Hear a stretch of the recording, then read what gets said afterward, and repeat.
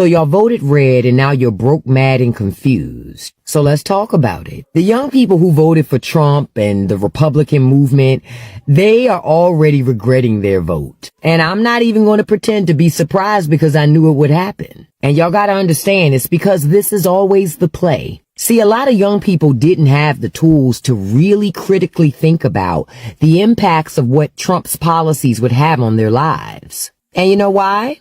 Because the American education system was never built for you to think critically.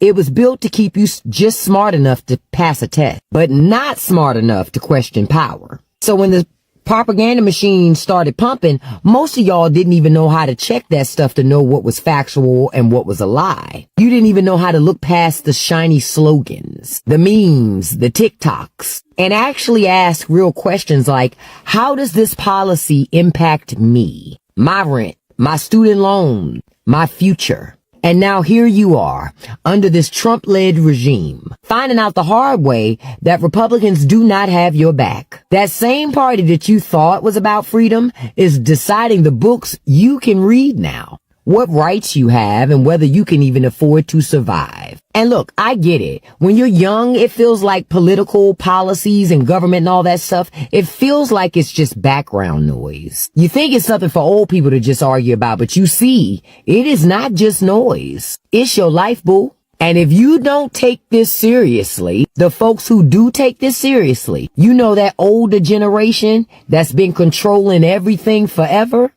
they gonna keep stacking the deck against you. So now my question is, now that you are living under the policies that you voted for, are you ready to wake up yet?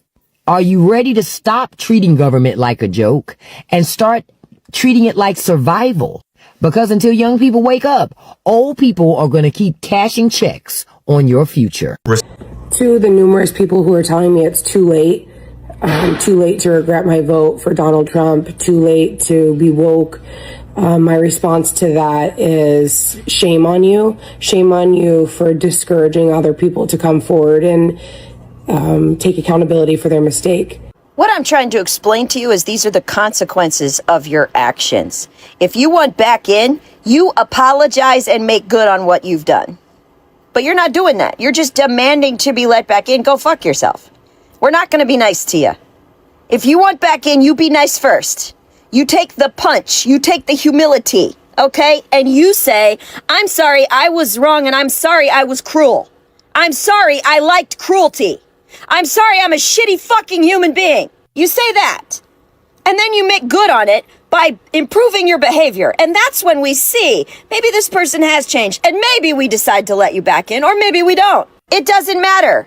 You haven't actually changed or you would be apologizing for the villainy you perpetrated. You would be apologizing, but you're not. You're saying, I'm sorry I was wrong. I'm sorry I made the wrong choice, but now just pat me on the head and pretend like it never happened. That may be how your family works. That's not how we work. We're not going to rug sweep your bullshit for you. You're going to have to try and make good. Oh, so hard, you lazy fuck. Take the hit. Take the L.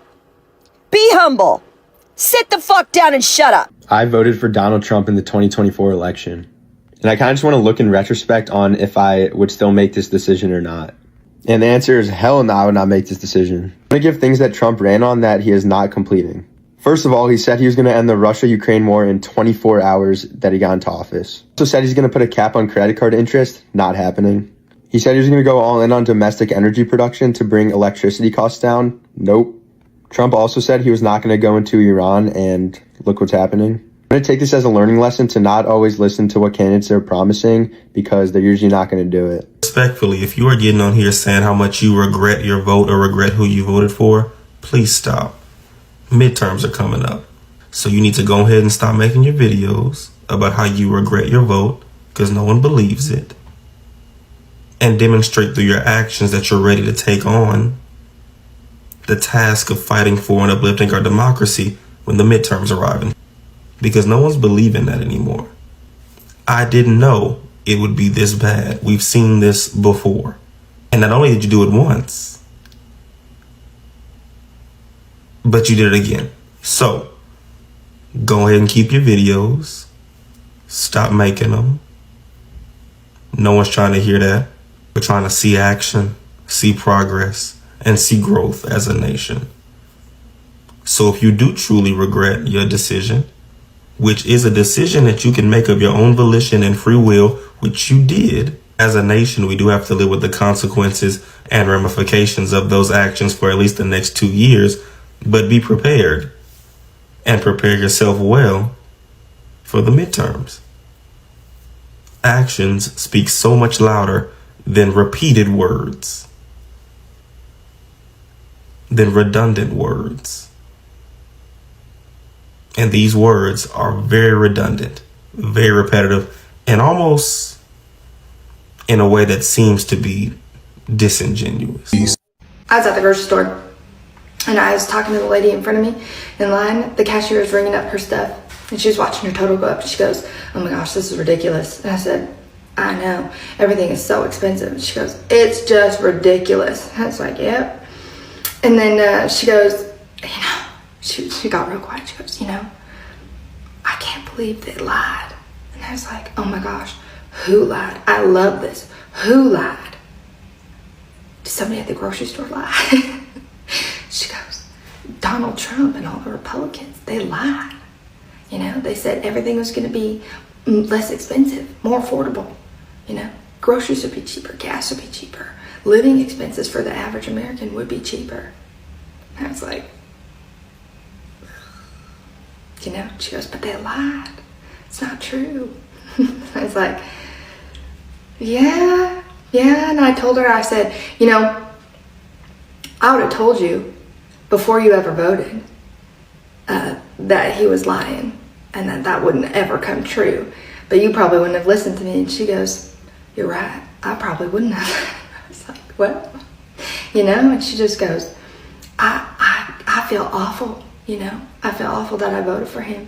I feel like I let myself down. I feel like I let my family down. I feel like I let my kids down." And I was like, "Hey, I get it. I really do. It's so easy to beat yourself up over choices that you've made, but you got to give yourself some grace. You know better, you do better, and that's all you could do, And she just goes, "Yeah, you're right." And she goes, "I wish there was a lemon law for voting." And I go, "Oh, you know what? I wish there was too, because I guarantee you half the folks that voted for him would have returned that right to the voter dealership.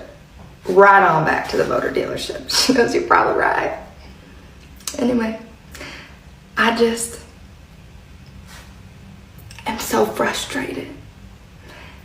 Because if they just would have done their research, if they would have listened to a voice outside, the little conservative bubble, maybe they would have been like, "Oh, maybe I should look into that." Not openly just "Oh, I'm going to disregard everything I believe and I'm going to go with that." But maybe plant a seed, to look into things for themselves. Use Google.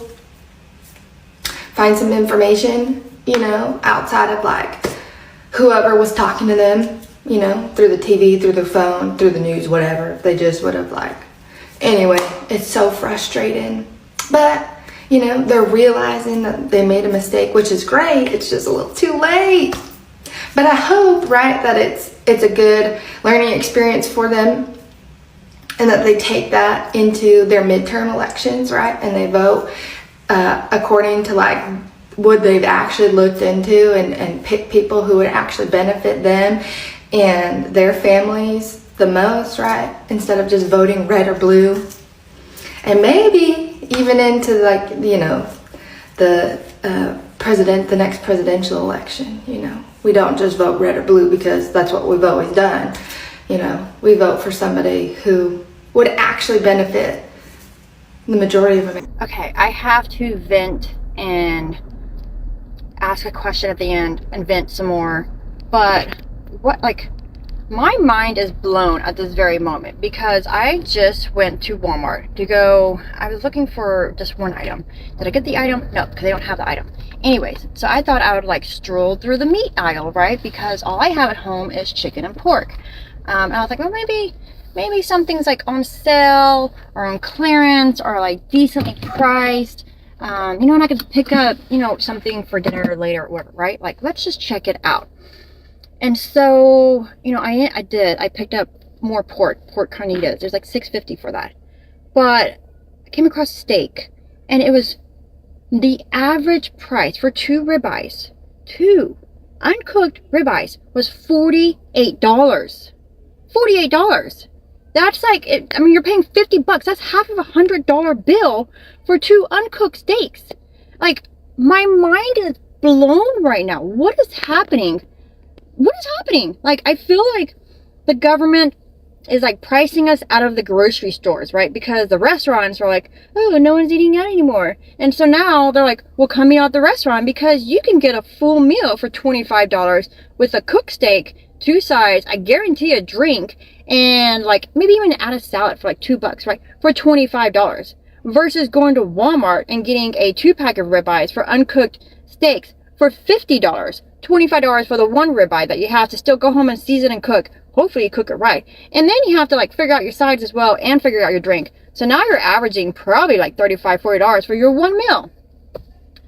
I hate the grocery store lately. Absolutely hate it. There's no way that this is financially feasible in the real world. So like, I just can't. Like, I'm done with steak. I'm done. I am done with the cow. F the cow, right? Like, that's where I'm at. Because how are we doing this? Like, how are we financially affording groceries right now? Because I can barely financially afford life, nonetheless groceries. So we're not eating steak lately, and I'm left with chicken and pork. So give me all of your chicken and pork ideas. What meals can I make with chicken and pork? Because those are cheap. I don't even care if it's like some Asian meals or like a Thai meal.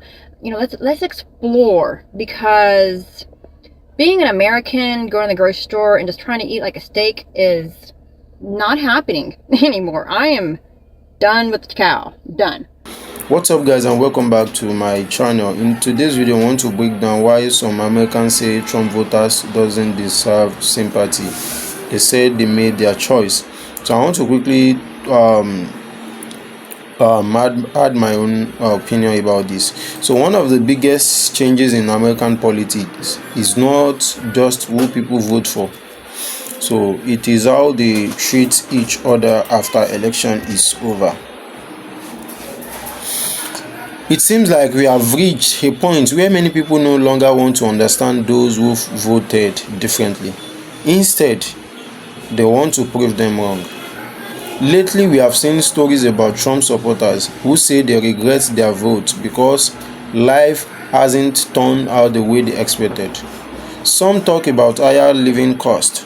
Some talk about struggling business. Some talk about health care. Some talk about financial pressure. But instead of receiving sympathy, many are hearing something else. People are saying, "We warned you."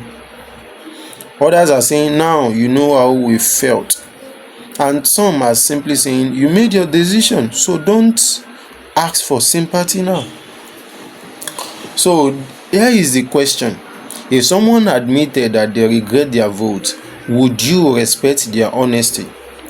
Or would you tell them they should live with the consequence? So let me know your own thoughts in the comment section below. I personally understand why emotions are running high. The reason is that politics has become deeply personal in America. A lot of friendship have ended. Families have stopped speaking to one another. Communities have become divided in ways many people never imagined. So when someone who strongly defends a politician suddenly changes their mind, it is understandable that others may feel the struggle to feel sympathy. But here is where I see things different. I don't think democracy becomes stronger when people are afraid to admit that they made a mistake. In fact, I think the opposite is true. If people know they will be mocked every time they change their opinion, many will simply pretend nothing is wrong. They will rather stay silent. They will stop asking questions. And that is not healthy for any democracy. I also think it is important to remember that not every Trump voters regret their decision. Millions still believe they made the right choice and continue supporting his policy. At the same time, some former supporters have begun asking difficult questions because their personal experience haven't matched their expectation. So I think that is a normal part of politics though, because every election creates hopes. Every government faces challenges, and every voter eventually compares campaign promise with everyday reality. What worries me is that Americans seems to be losing the ability to disagree without celebrating each other's hardship. So if someone loses their job, if someone's business struggles, if someone faces financial hardship, should our first reaction really be you deserve it? Personally, I don't think so. I believe people learn more from honest conversation than from humiliation. I also believe politicians benefit when ordinary Americans spend more time attacking each other than holding leaders accountable. Because while citizens argue online, the real issue, which is healthcare, housing, inflation, education, wages, often receive less attention. So in my own opinion, those are the conversations America should be having, not who deserves sympathy or who doesn't deserve sympathy, but how to improve the lives of ordinary people regardless of who they voted for. Because at the end of the day, election come and go. President is going to leave his office. Political parties rise and fall. But Americans still have to work together, live together, and build the same country. That is why I believe showing empathy isn't about agreeing with someone's vote. It is all about recognizing that everyone wants a better future, even if they choose different paths to get there. Here is the final question to end my video today. Do you think Americans have become too divided to show empathy across political lines? Or do you believe it is still possible for people with different political views to respect one another? I want you to share your thoughts in the comment section below. And if this is your first time watching my video, don't forget to subscribe and turn on the notification bell. Thanks for watching. See you in my next video.